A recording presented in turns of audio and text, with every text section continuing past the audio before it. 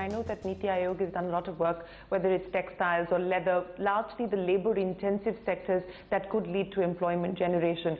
Once again, the hope is building that, perhaps this budget is going to focus on sectors that will lead to job creation, and it could be some of these sectors. We've already seen sort of, 6,000 crore rupee packages and so on and so forth, at least being announced for the textile sector. But realistically, to really jumpstart growth, to make these sectors much more competitive, to enhance the ability for these sectors to create jobs and employment, what more needs to be done? So a number of things. So when I said coastal employment zones, it's not just a matter of declaring certain regions as zones. There are a lot of good policy measures that will go with that. To reassure investors, we need a predictable and stable tax regime, transparent tax regime. We need to fix up our trade policies also. There's a lot of tariff inversion, we have today where input tariffs exceed the output tariffs. So I've also proposed as a part of this coastal zones proposal that we unify all tariff rates to about 7%, which will be revenue neutral. We will need also do some trade facilitation. Within the zones, we will need to build up the infrastructure, the housing in particular, because we're expecting a large resident labor force there. So proper rental, low rental housing ought to be available, availability of electricity at competitive prices, availability of water, electricity, sewage and all. So there's a whole lot of things we'll need to do, but the attractiveness of the zones idea is that this is on a large, is not on such a large scale. And if we start, how many are you proposing, sir? So if we start, with one or two, even if we can start with two, one on East Coast, one on West Coast, I think that's something we can build up rapidly, as opposed to many other large infrastructure projects that we have undertaken, which have a much longer gestation period.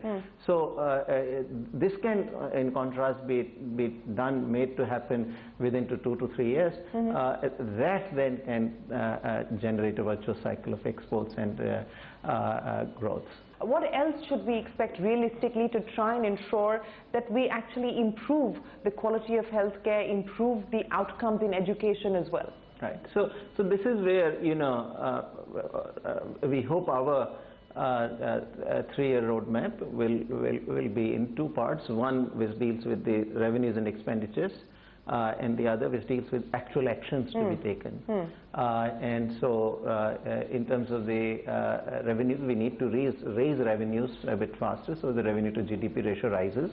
But also on the expenditure side, I think we need to shift a bit towards capital expenditures. Also, as you said, social sectors share, particularly health. I think in health we are not, public expenditure in health has remained relatively low. I think we need to raise it further. But then there are issues of what are the policy actions that you take. And on that, I think there is a lot of work to be done. It will not get done in our 3-year plan, and a lot will be left to be picked up in the 7-year strategy.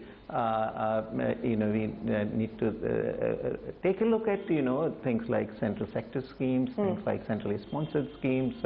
How do we make them more effective? Are there schemes that really should have some sort of sunset clause? Also the issues that we need to grapple with.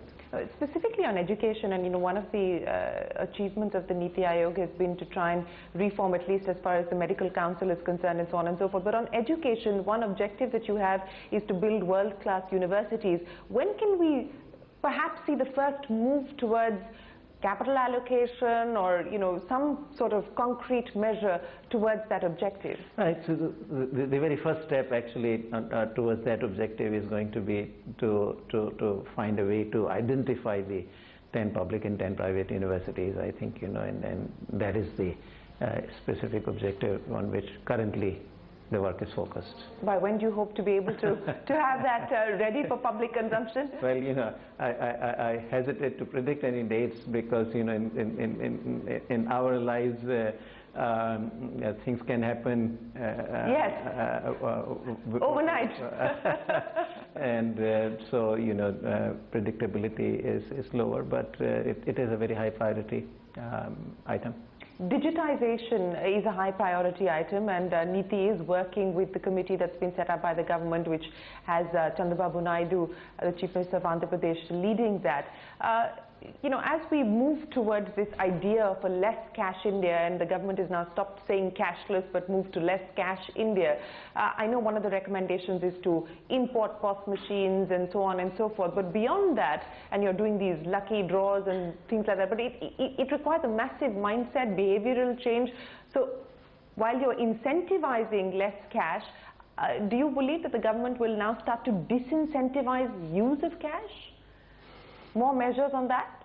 I mean, I lean more towards incentivizing digital transactions. By disincentivizing cash transactions, you mean impose some sort of tax? How much you can hold, how much, you know, I mean, that's one of the SIT's recommendations on high value transactions above a certain limit in cash not be allowed, and so on and so forth. So I don't know what the ultimate decision of the government will be. I personally lean more heavily towards incentivizing the digital transactions. You know, remember that a certain incentive is being given on cash transactions currently. The cost of printing the cash notes is non-trivial, and the cost of then shipping that cash from the printing place to the various destinations, the ATMs, banks, etc., is even higher. And some of this cost is actually borne by the states, right? The police protection, etc. So we actually have a fair bit of implicit subsidy in the use of cash, and I think I would rather neutralize that by some sort of incentivization of the digital transactions. But in the end, you know, I'm not quite sure what the you know, if there is a strong case for taxing cash transactions. But my own current, you know, immediate reaction is that I think digitization ought to be promoted rather than disincentivizing cash use. So if I were to ask you now, we're at the start of 2017, it's been 2 years for you here at NITI. What will be the objectives that you hope to be able to close in this calendar year? You mean the current 2017? Yes, 2017. No, I mean, we really have made fantastic progress in the last 2 years along all dimensions in which we are expected to operate. Our interface with the states, policy-making role with the central government, think tank functions. So we have opened out virtually all fronts that we are supposed to cover. My really wish now is to be able to keep the momentum that we have been able to achieve. You know, the staff in the NITI AAYOG have been working extremely hard, and so, you know, if we can even maintain the pace, let alone accelerate it, I'll be delighted. So, for instance, I mean, you know, from a legislative point of view, you know, the model law as far as land leasing is concerned is something that NITI has pushed, and a few states have moved to that. But from a legislative point of view, what else could we expect now in terms of ideas from you? Right. No. So okay. So specifically, if you want to discuss, clearly we want to spread the land leasing law to the states which is a large number of states which are yet to do it. Certainly, I would like to see the Indian Medical Council Act 1956 replaced by the bill that we have proposed now. And we would like to certainly then carry forward, you know, once that becomes a reality, carry forward the reform into the education in general. And therefore, you know, if University Grants Commission Act needs to be amended or replaced, then we look at that. AICTE, we look at that. So I think education ought to be a major area of reform. Also, I think, you know, Right to Education Act, if there is enough support for it in the Parliament, then we ought to take those up as well. So there is, you know, we have also been tasked with a follow-up reform on Ayurveda and so you know, along the lines of the Medical Council of India Act. So there are whole areas of reform, the legislative reforms here. In the states, of course, you know, our member, Dr. Ramesh Chand, is pushing big time reform of agricultural marketing so that the farmers can get better prices, and I think I'd love to see that happen, because for much too long I think the farmers have received a very tiny proportion of the price that the final consumer pays. Sure. So we need to, we'd love to see that come to fruition as well. So number of initiatives that we are already underway, and I'm sure there will be new initiatives that we will start in 2017. So let me then end by asking you today, as you look at what's happening in India and you look at what's happening outside of India, what do you believe is the #1 challenge as well as the #1 opportunity? Well, for India, the answer is very unequivocal: jobs. I think that is the big challenge, that creation of good jobs. You know, in the end, our unemployment rates tend to be not terribly high. No. But what we are doing is the people are not employed in very productive jobs, by which I mean, you know, a job that, you know, one person could do working full time, 8 hours a day intensively, is probably done by 2 to 3 people in India. And so that translates into low productivity and therefore low wages. And what we need is to create high productivity jobs in which wages would be also correspondingly higher.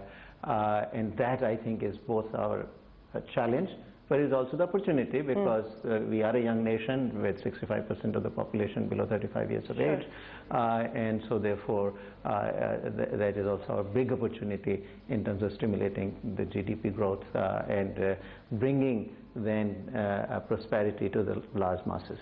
Well, Mr. Panagariya, it's always a pleasure speaking with you. We wish you the very best for 2017, and congratulations once again on NITI turning 2. Thank you. Thank you very much for joining us on CNBC-TV18.